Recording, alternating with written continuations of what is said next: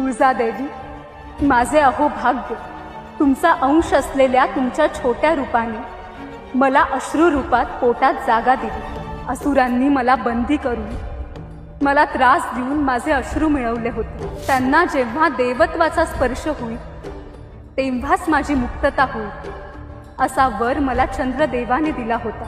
आम्हाला कल्पना आहे, मायाने तुमचे अश्रू आम्हाला भरवले आणि तुमची त्या बंधनातून मुक्तता झाली. आता तुम्ही मुक्त आहात निद्रादेवी.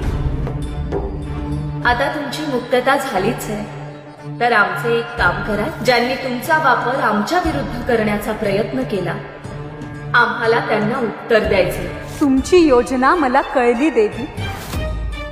त्यांचा हा वार आता त्यांच्यावरच पलटणार.